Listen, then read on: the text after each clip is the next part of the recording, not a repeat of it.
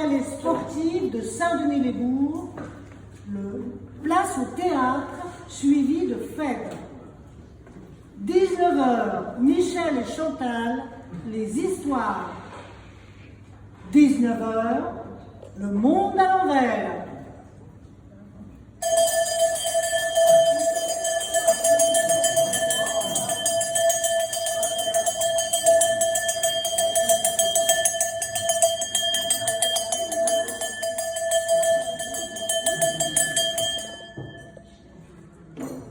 La chèvre de Monsieur Seguin. Oh non, mais quelle histoire!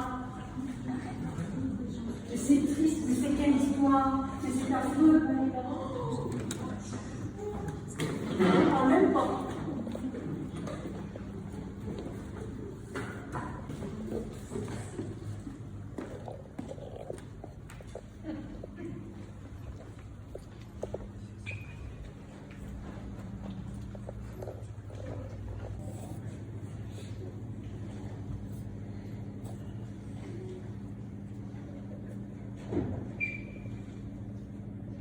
Monsieur Seguin n'avait jamais eu de bonheur avec ses chèvres. Il les perdait toutes de la même façon. Un beau matin, elles cassaient leurs cordes, s'en allaient dans la montagne, et là-haut, le loup les mangeait.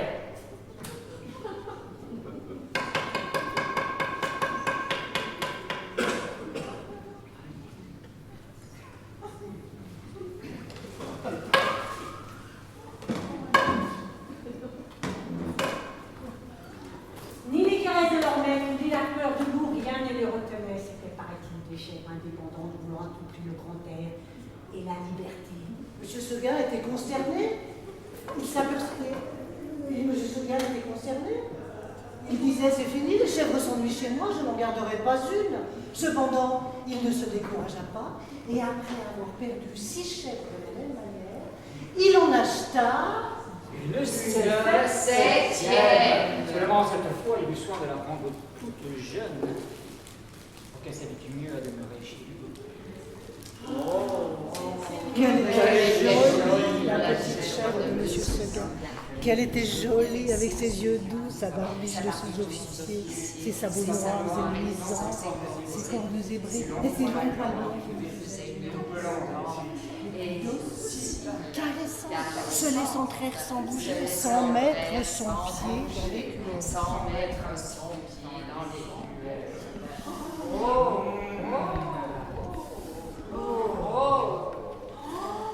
Un amour de petite chèvre. Monsieur Seguin avait derrière sa maison un clos entouré de bouquets. C'est là qu'il mit sa nouvelle pensionnaire. Il l'attacha à un pieu au plus bel endroit du pré, en ayant soin de lui laisser beaucoup de cordes. Et de temps en temps, il fallait voir si elle était bien. Oh, sa chèvre se trouvait très heureuse et broutait de si bon cœur que Monsieur Seguin était ravi. Enfin, disait-il, en voilà une qui ne s'ennuiera pas chez moi. Mais Monsieur Seguin se trompait. Sa chèvre s'ennuya. La chèvre, en regardant du côté de la montagne, Elle se disait On doit être bien là-haut. à gambader dans les bruyères sans cette maudite corde qui vous écorche le cou. Oh, c'est bon pour la se goûter à un clos. Les chèvres, il leur faut du large. C'est à ce moment-là que l'herbe du clos lui parut fade. l'ennui lui vint, mais lui, Son nez se vira. Oh, c'était pitié de l'avoir tiré sur sa longe. la tête tournée du côté de la montagne, la narine ouverte, En faisant.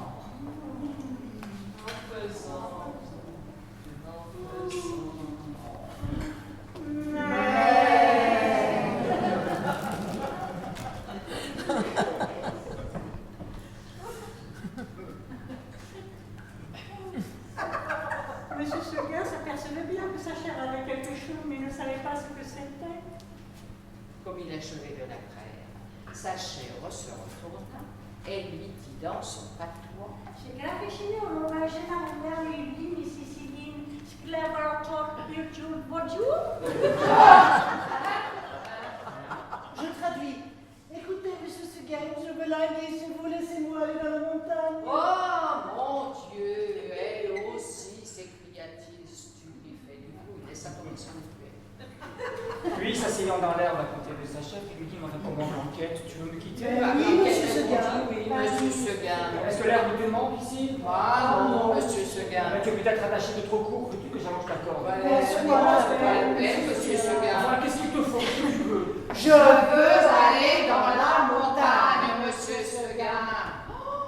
Mais malheureux, tu ne sais pas qu'il y a le bout de la montagne. Que feras-tu quand il viendra? Bah, je lui donnerai des coups de corne, monsieur Seguin. Ah, je se moque bien de tes cornes. Il m'a mangé les biques autrement cornées que toi. Tu sais bien la vieille Renaude qui s'était battue, qui était là l'an dernier. Ils étaient battus avec le loup toute la Elle nuit. est féroce et méchante comme un loup. Elle s'est battue toute la nuit avec le loup et le matin le loup la mange. Pécaïre. Pauvre Renaud! Bah, cela ne fait rien, monsieur Seguin. Laissez-moi aller dans la montagne.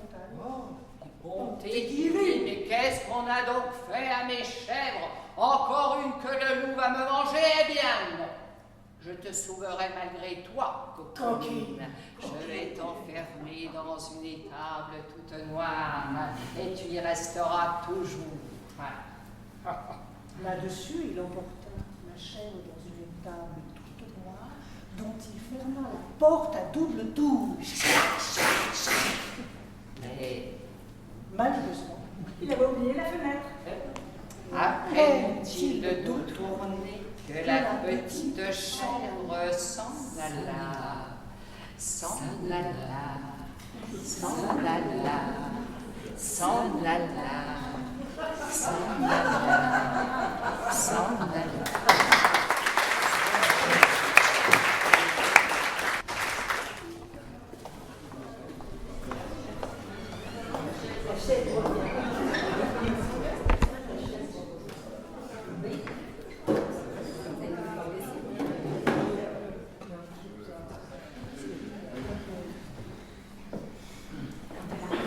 Quand elle arriva dans la montagne, ce fut un ravissement général.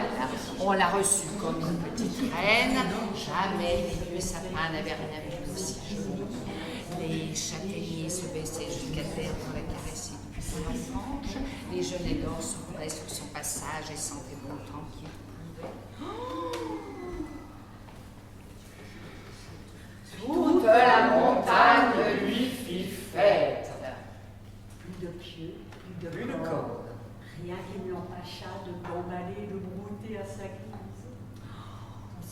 Mais c'était l'herbe qui avait de l'herbe, et quelle herbe jusque par-dessus les cornes fines, sableuses, dentelées, faite de 1000 plantes. Oh, c'était bien autre chose que l'herbe du clos.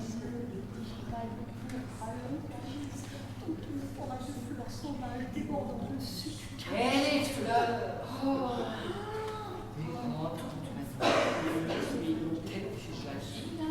et gitane le calice, et des forêts de fleurs sauvages, bord de sucre capiteux. Oh, chèvre blanche, montraient dans les vents, Et je tombais les châtaignes.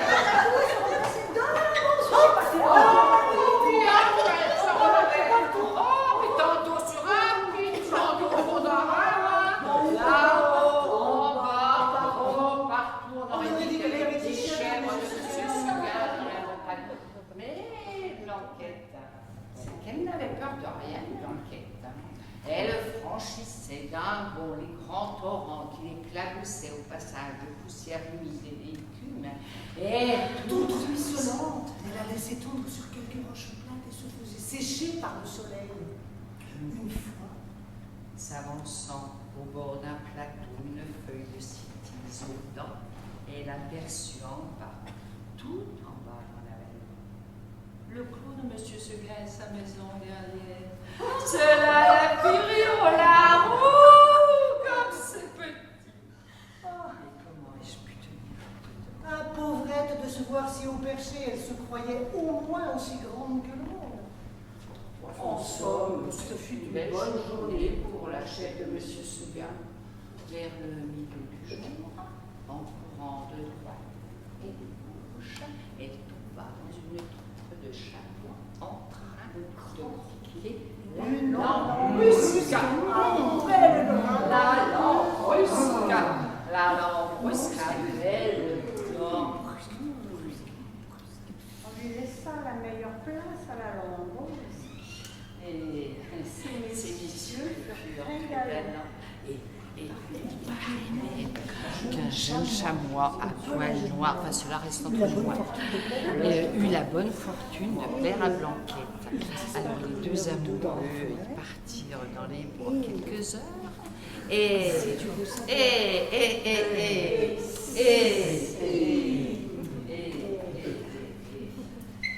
si tu veux savoir ce qu'ils se dirent, va te demander aux sources bavardes qui courent invisibles dans la mousse.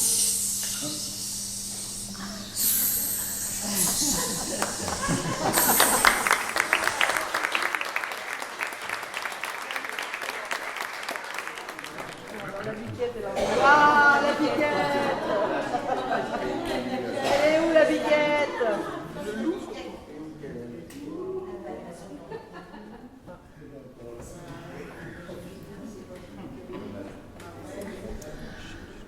Tout à coup, le vent fraîchit. La montagne devint violette. C'était le soir.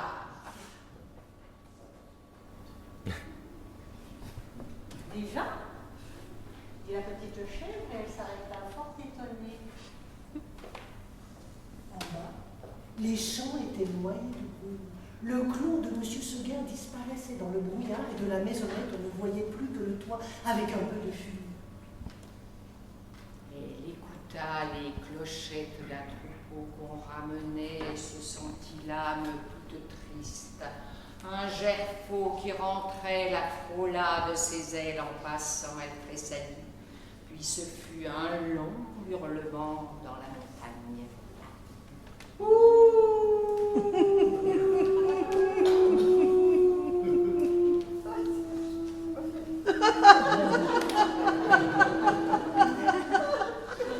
Elle pensa au loup de tout le jour, la folle n'y avait pas pensé. Au même moment, une trompe sonna bien loin dans la vallée. Oh, c'était ce bon Monsieur Seguin qui tentait un dernier effort.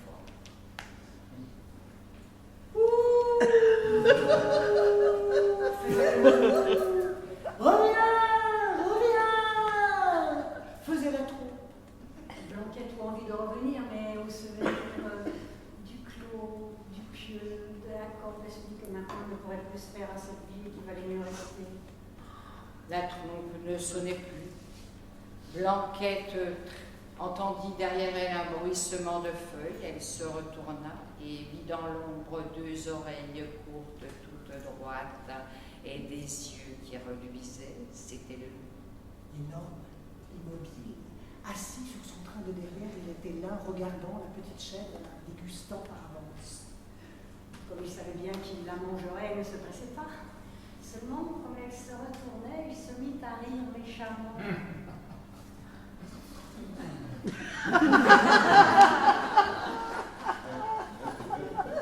La chèvre de Monsieur Seguin.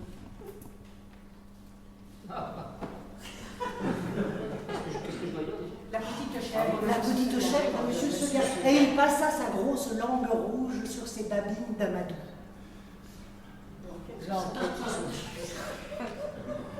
À un moment, repensant à la vieille Renaude qui s'était s'était battue battue toute la nuit pour être mangée au pain, elle se dit qu'il vaudrait peut-être mieux se laisser manger tout de suite.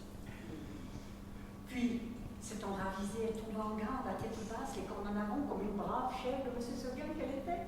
Oh, non pas qu'elle eût l'espoir de tuer le loup, Non. les chèvres ne tuent pas le loup. Mais seulement pour voir si elle pourrait tenir aussi longtemps que la ronde.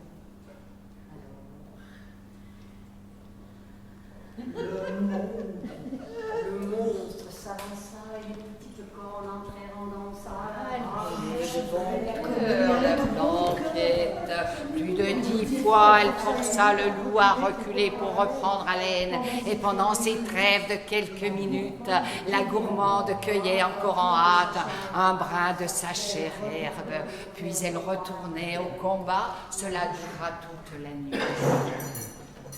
De temps en temps, la chèvre regardait les étoiles danser dans le ciel clair et elle se disait « Pourvu que je tienne jusqu'à l'aube ».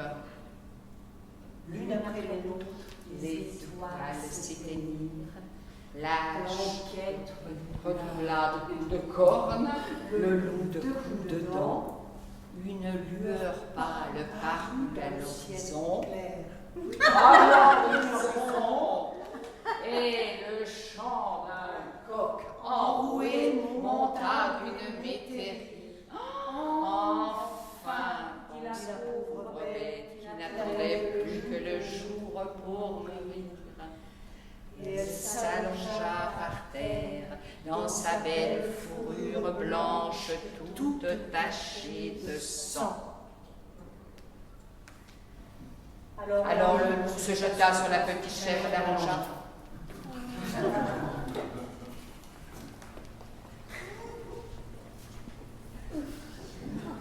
Et la mangea. C'est tout ce qui reste de la petite chèvre.